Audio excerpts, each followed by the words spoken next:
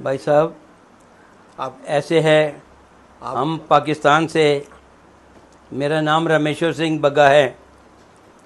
हम पाकिस्तान से रिफ्यूज़ी बन के आए थे, लेकिन जब वहाँ से हम आए तो बड़ा कत्लेआम देखा हमने।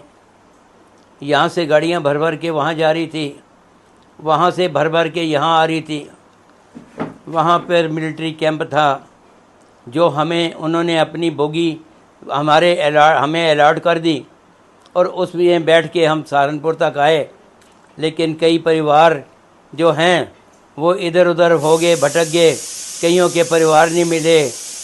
हमारे अम्बाले में एक लड़की जो मुसलमान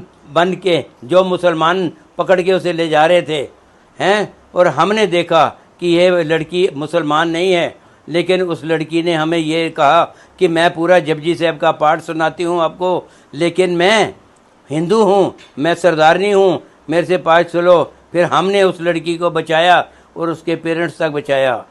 आप पाकिस्तान में किस जगह रहते थे साहब? हम पाकिस्तान में करीमपुरा में रहते थे, एबटाबाद में। आपके पिताजी क्या करते थे वहाँ? हमारे पिताजी की वहाँ सुनार की दुकान थी। अच्छा। और सामने उसके वो मस्जिद थी। मस्जिद के मौलवी जी थे जो हमारे दुकान पे आके बैठा करते थे। हमारे पिताजी ने कहा, मौलवी जी आप तो बड़े झूठे हो आदमी हो हैं। वो कहते हैं, कैसे सरदार ईश्वर सिंह जी, कैसे आप कह रहे हो हम झूठे हैं? एक बात है, सरदारों का दबदबा हर जगह रहा है, हर जगह रहा है। लेकिन जब उन्होंने, हमारे पिताजी ने बाहर एक धेला फेंक दिया, धेला, तो मौलवी जी देखते रहे ना। एक मुसलमान आया, उसने धेला उठा लिया। हमारे पिताजी ने कहा, ओ खंजीरा, ये तो मेरा धेला है।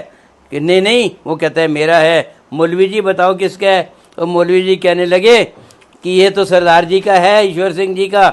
लेकिन वो कहने लगा, अल्लाह पाक की कसम है, परवरदिगार की कसम है, ये तो मेरा है। हैं जी, ये कहते हुए उन्होंने कह दिया, अच्छा आप ले जाओ। फिर मौलवी जी को कहा, देखो मौलवी जी आप कितना झूठ बोलते हो। विभाजन से पहले गाड़ी से आए थे या अपनी हम ट्रेन से आए थे जी। हम ट्रेन से आए थे और सहारनपुर उतरे। सहारनपुर से हम बस पे आए।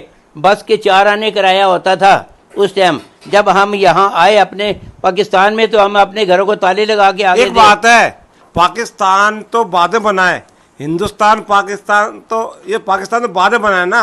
उस टाइम तो एक विभाजन पे ही तो बना है। हाँ, विभाजन पे ही बना है।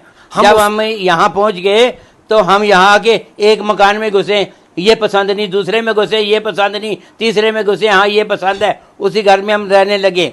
उसके बाद 1 महीने बाद हम फिर पाकिस्तान, मेरे पिताजी चले गए हैं। वहाँ पर हमारा बैंक में पैसा था, वहाँ जाके हम देखा तो सारा स्टाफ मुसलमान बना हुआ था। एक पंडित जी थे जिन्होंने कहा कि मैं कल रिज़ाइन करूँगा, लेकिन हमने उनसे रिक्वेस्ट करी, उन्होंने हमारी रिक्वेस्ट कबूल करी और उन्होंने अपनी विटनेस दी हमको, और हमने अपना पैसा निकलवाया।